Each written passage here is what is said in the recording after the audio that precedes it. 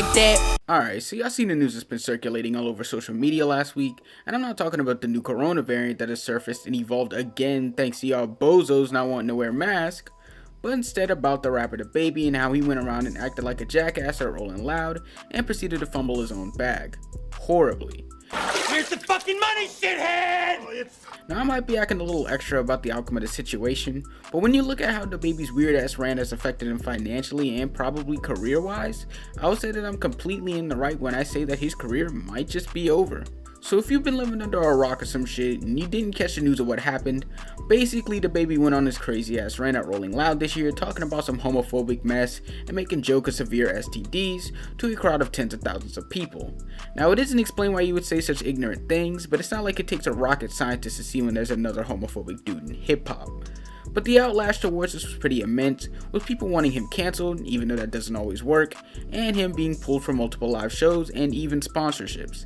And to try and rebound from this in the cheapest way possible, his PR team posted this dorky ass apology letter on Instagram, which basically reads like something that he had to put at gunpoint to type out.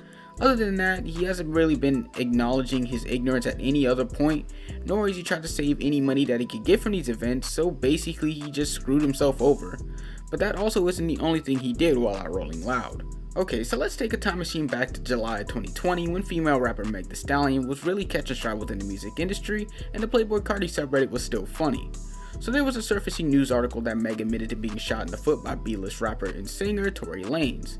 Now this drama has circulated for a long while, with it ultimately leading to nothing after a year now because celebrities just don't go to jail. Oh, I just got out of jail. Where's the bitches? But since then, DaBaby has been seen hanging out with Tory Lanez, while at the same time being a longtime collaborator for Meg the Stallion. So you could probably guess who didn't like that these two were hanging out nowadays.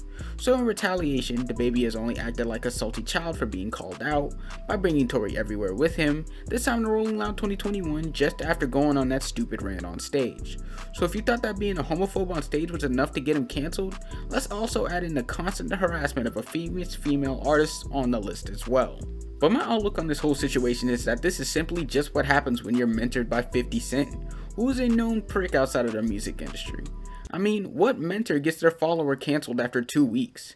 But aside from that, this is also a showing of how the bigger you are in fame, you must learn to be able to get with the times and stay in your lane. Because DaBaby is, or was, a highly marketable figure in hip hop. So for him to go and screw himself over like this is just pure ignorance on his part, and I just don't see him coming back from this one for a long time if he ever does.